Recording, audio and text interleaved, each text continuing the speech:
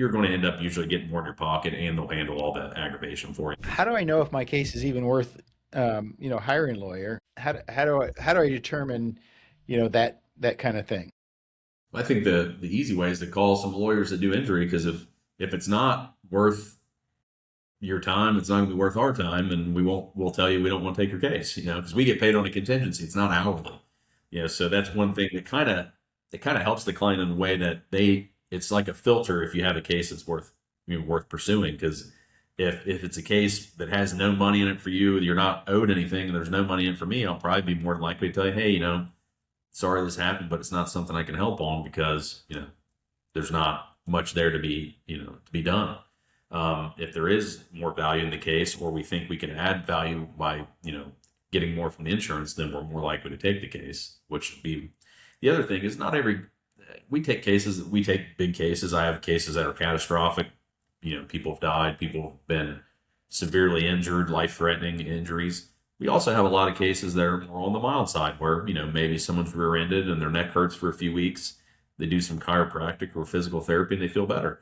That's still a case my firm will take, and help out. It might not be, no one's retiring in this case, but we'll get the medical bills paid. We'll get something for their inconvenience and pain and suffering, and still helping somebody out. It takes the aggravation of doing the insurance company off your hands. We'll do all the calls and make sure the bills get paid, make sure health insurance does what they need to do, and you can just kind of get back to whatever you need to do. So I think there's value in that as well, because it's aggravating dealing with them. I mean, I have a team of people who call the health insurances and call the hospitals and check on the bills for us, so the client doesn't have to.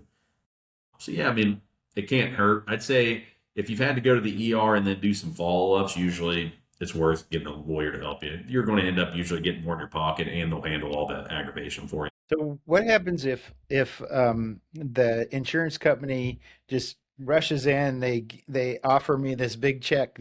Does that mean that they know they're going to lose, and that there's a bigger check waiting if I step back away from the situation and don't take an immediate settlement? I mean, usually you don't want to take what's a big check, I guess, what's big. Right.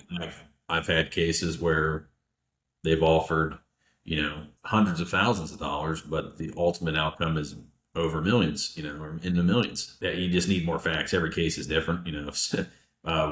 One of the sayings for an attorney is, what's the easiest way to settle to get $1 million case, or settle $1 million case? It's to screw up a $10 million case and only get 1 million. So like, it depends. I mean, there's cases where, I mean, I've seen attorneys get verdicts in hundreds of millions of dollars for certain things that have occurred. And if they would have taken 50 million early on, that would have been a large chunk of money, and that would have turned out to be a bad idea, I guess. But it's depending. There are cases sometimes where maybe it's really minor, and a client calls in and says they offer me $7,000. Sometimes it makes sense.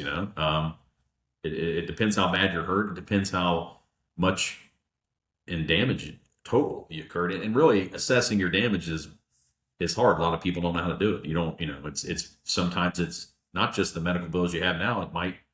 We might have to hire a doctor to get an opinion on what your future medical bills are going to be, because you can't go back to them again. You have to get it all this time. So if you're going to have future surgeries, we need to ascertain that now. What's that going to cost? What's it going to cost 10 years in the future when you need it?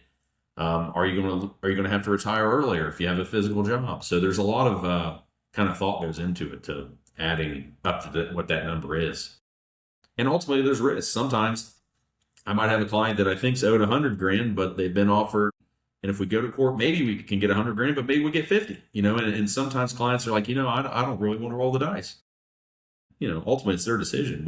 We advise what we think they should do, but when you go to trial, there is a risk.